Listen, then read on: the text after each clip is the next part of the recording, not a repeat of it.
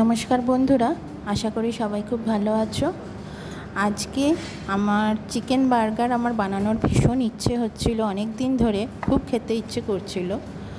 বানিয়ে নিয়ে নিজে কেমন হয় প্রথম ট্রাই করছি, কিন্তু প্রবলেম হয়েছে বার্গারের যে বানটা সেটা খুঁজে পাইনি কোথাও। তা কী করব, অথচ সব বাদবাকি যা কিছু দিয়ে করব সেগুলো সব রেডি করেছিলাম। সেজন্য লাস্টে পাওভাজির বান পেয়েছি। লাস্টে ভাবলাম পাওভাজির বান দিয়েই বার্গার বানাই আজকে। তা সেটাই বানিয়েছি, আমি সেটাই তোমাদের সাথে শেয়ার করছি। প্রথমে চিকেন, আমি এখানে বোনলেস চিকেন নিয়েছি। বোনলেস চিকেনগুলোকে ভালো করে স্ম্যাশ করে নেব মিক্সিতে, আর ক্যাপসিকাম আর একটু রসুন ভালো মতো কুচিয়ে নেব। এবারে একটা সেদ্ধ আলু দিয়ে বাদবাকি সব ভেজিটেবল দিয়ে আর পরিমাণ মতো নুন দিয়ে আমরা চিকেনটাকে ভালো মতো মেখে রেখে দেবো। মাখা হয়ে গেলে অল্প একটুখানি তেল হাতে নিয়ে সেইটা দিয়ে ভালো মতো চিকেনের ম্যারিনেশনটা করে রেখে দেবো। কিছুক্ষণ রাখার পরে এবার দেখতে পাচ্ছ চিকেনগুলো নিয়ে প্রথমে বলের মতো করে আমি রেখে দিয়েছি।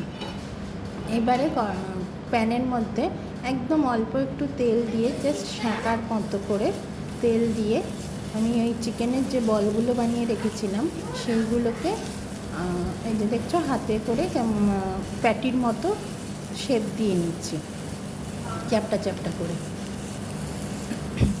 এভাবে আমরা চিকেনের প্যাটিগুলোকে বানিয়ে নেব।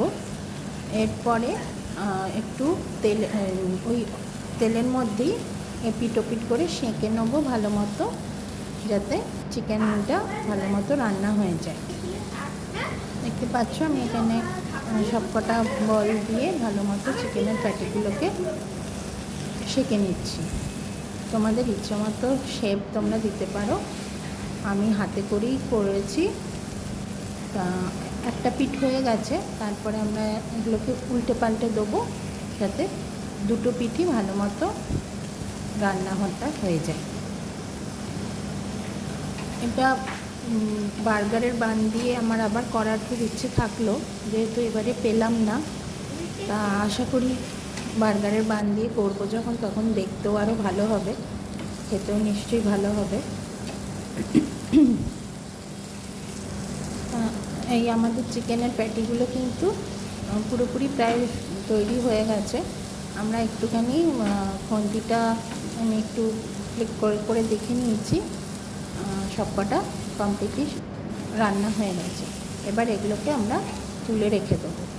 এইবারে ওই যে পাউরুটিগুলো ছিল, আমার তো পাওভাজির বান, তা সেই বানগুলোকেই আমি একটু একটা সেটাকে হাফ করে কেটে নিয়েছি, যেরকম নর্মাল বার্গার বানায় সেইভাবেই করেছি। তা তার আগে আমি প্যানের মধ্যে একটুখানি বাটার দিয়ে আর এই রকম লম্বা লম্বা করে কাটা ক্যাপসিকামগুলোকে একটু সেঁকে নেব। একটু সেঁকে নিলে খেতে ভাল লাগবে।